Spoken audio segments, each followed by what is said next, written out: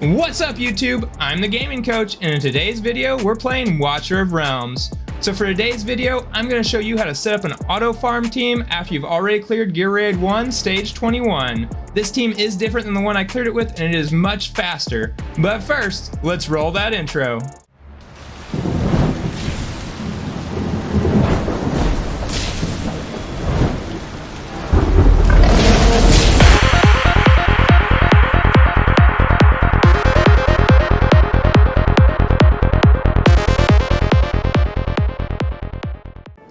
So the run starts out pretty close to how we would normally start this run.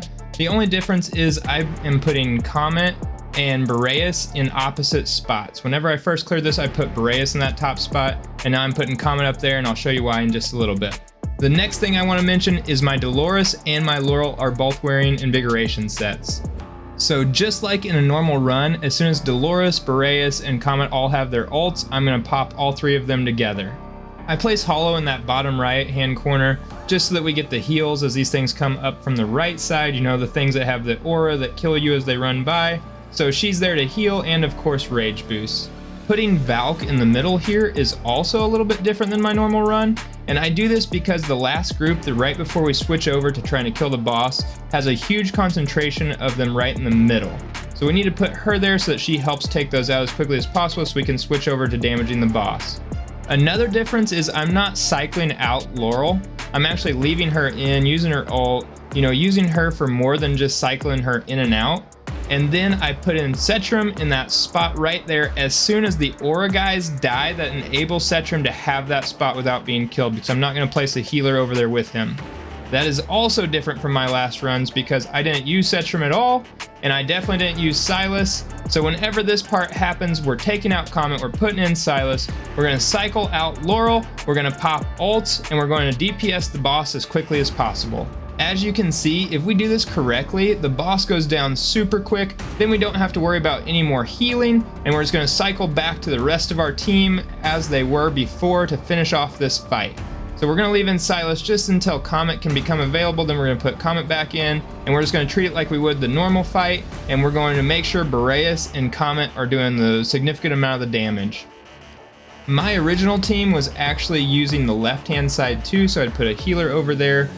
So that's a wasted slot whenever you're trying to speed farm this, but Setram, as you saw, definitely dies to those aura guys really fast. So make sure you're waiting to put Setram down till the moment those aura guys are dead, so that he'll have his ultimate ready the moment that he's going to be able to lock onto the boss.